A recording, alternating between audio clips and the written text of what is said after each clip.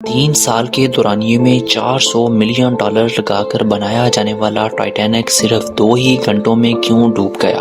یہ بات ہے 10 اپریل 1912 کی، جب دنیا کا سب سے بڑا اور مہنگا ترین بحری جہاز ٹائٹینک اپنے پہلے سفر کے لیے آغاز کرنے جا رہا تھا۔ اس جہاز میں 1500 پیسنجر سوار ہو چکے تھے اور لاکھوں لوگ ٹائٹینک کے پہلے سفر کا آغاز دیکھنے کے لیے کھڑے تھے، لیکن جہاز میں موجود پیسنجرز اور نہ ہی اس کے عملے کو یہ معلوم تھا کہ جو جہاز کچھ ہی دیر میں روانہ ہونے والا ہے وہ بہت جلد بدترین حادثے کا شکار ہونے والا ہے۔ ناظرین، آج ہم جانیں گے کہ اپنے دور کے سب سے مہنگے اور لگژری طاقتور ٹائٹینک کی 5 ایسی غلطیاں جو اگر نہ کی جاتی تو شاید ٹائٹینک ڈوبنے سے بچ جاتا۔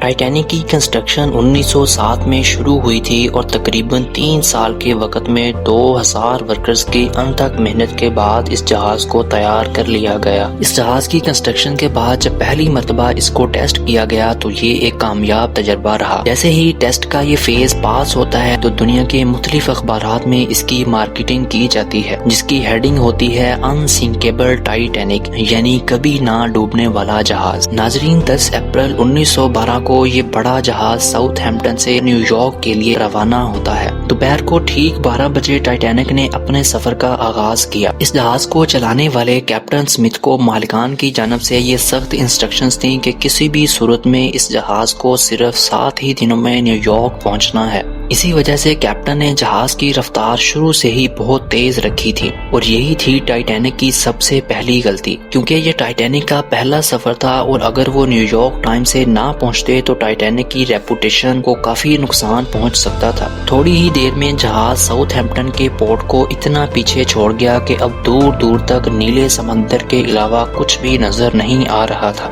ٹائٹینک کو اس گہرے سمندر میں چلتے ہوئے 3 دن گزر چکے تھے۔ یہ شام تھی 14 اپریل 1912 کی۔ سمندر میں ہر طرف خاموشی اور دھند چھائی ہوئی تھی، جس کی وجہ سے ویزیبلٹی بھی کافی کم ہو چکی تھی۔ اسی رات ٹائٹینک سے کچھ ہی گھنٹے آگے ایک اور بحری جہاز جا رہا تھا، جس کے کیپٹن نے وائرلیس پر ٹائٹینک کو سمندر پر تیرتی ہوئی ایک آئس برگ کے بارے میں وارننگ دی تھی۔ ایکسپرٹس کا ماننا ہے کہ یہ وارننگ کم سے کم بھی 6 بار دی گئی تھی، لیکن یہ وائرلیس آپریٹر کی نیگلیجنسی تھی کہ ان سے انتہائی امپورٹنٹ وارننگز مس ہو گئی تھی۔ شاید ان کے لیے یہ نارمل بات تھی، لیکن یہی تھی ٹائٹینک کے عملے کی دوسری بڑی غلطی، کیونکہ ٹائٹینک اپنے طرز کا پہلا لگژری جہاز تھا اور اس میں کئی VIPs بھی موجود تھے۔ اسی وجہ سے زیادہ تر ٹائٹینک کا عملہ فرسٹ کلاس پیسنجرز کی خدمت میں مصروف تھا۔ اگر جہاز کا عملہ ان وارننگز کو سیریسلی لیتا تو شاید اتنا بڑا حادثہ نہ ہوتا۔ جہاز کی سپیڈ بھی کافی زیادہ تھی اور ان سے ایک بہت امپورٹنٹ وارننگ بھی مس ہو چکی تھی۔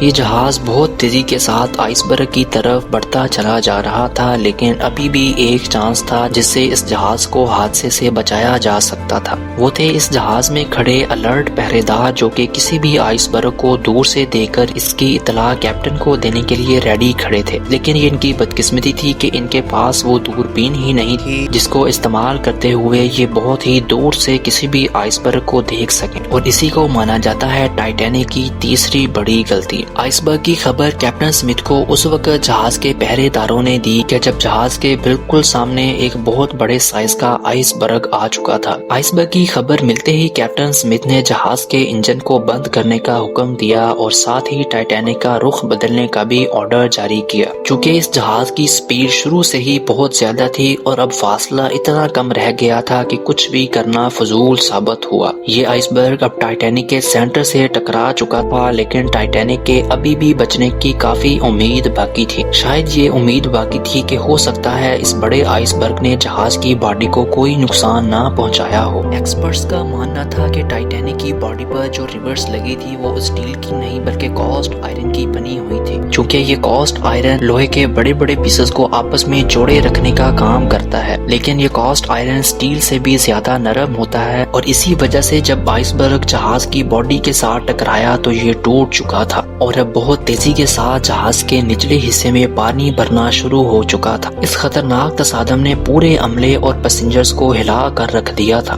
لیکن ابھی بھی ٹائٹینک کے بچنے کی کافی امید باقی تھی، کیونکہ اس جہاز کو ڈیزائن ہی ایسے کیا گیا تھا کہ اگر اس کے 3 فلورز بھی پانی کے ساتھ بھر جائیں تو یہ پھر بھی ڈوب نہیں سکتا۔ لیکن بدقسمتی تھی اس جہاز کی کہ 3 فلورز کو کراس کر کے پانی اب 4تھے فلور تک پہنچ چکا تھا، اور اب اس جہاز کا کنٹرول کیپٹن کے ہاتھ سے نکلتا دکھائی دے رہا تھا۔ ٹائٹینک آہستہ آہستہ اوشن میں ڈوبنا شروع ہو چکا تھا، اور اب جہاز کی فکر کیے بغیر اس میں موجود پیسنجرز کی جان بچانے کا وقت آ چکا تھا۔ جہاز کے کیپٹن نے ریڈیو پر ایمرجنسی الرٹ جاری کر دیا تھا، اور جب تک کوئی مدد کے لیے نہیں آتا تھا تب تک پیسنجرز کو لائف بوٹس میں شفٹ کرنے کا پلان کیا گیا۔ لیکن یہ بدقسمتی تھی ان پیسنجرز کی کہ اس موقع پر بھی غلطی نے اپنا کام کر دکھایا۔ اس جہاز میں ٹوٹل 32 لائف بوٹس رکھی جا سکتی تھی، لیکن عملے کی کوتاہی کی وجہ سے اس میں صرف 20 بوٹس ہی موجود تھے۔ اس کے بعد آتی ہے 5ویں مسٹیک۔ ہر طرف افراتفری کا عالم تھا، اور ہر شخص اپنی جان بچانے کے لیے اس جہاز میں ادھر ادھر بھاگ رہا تھا، اور ہر شخص ان چند گنی چنی کشتیوں میں سوار ہونا چاہتا تھا۔ اس افراتفری کے عالم میں کشتیوں کو پورا برے بغیر ہی سمندر میں اتار دیا گیا۔ اس سارے وقت میں ٹائٹینک مسلسل سمندر میں ڈوبتا چلا جا رہا تھا۔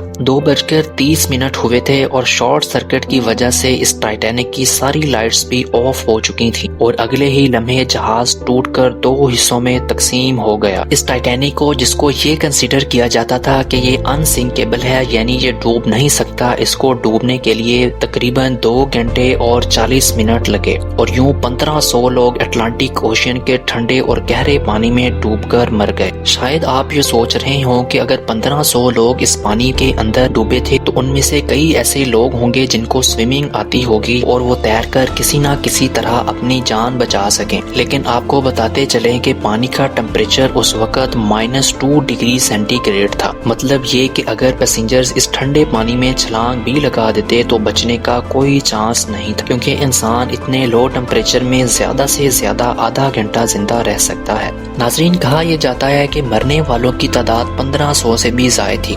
اس افراتفری کے عالم میں کیپٹن سمتھ ہی تھا جو سارا وقت لوگوں کی جان بچانے میں لگا رہا، اور یہ وہ آخری آدمی تھا جس نے ڈوبتے جہاز سے چھلانگ لگائی تھی۔ آپ کو یہ ویڈیو کیسی لگی کامنٹ میں ہمیں ضرور بتائیے گا۔ ملتے ہیں ایک اور نئی زبردست ویڈیو میں۔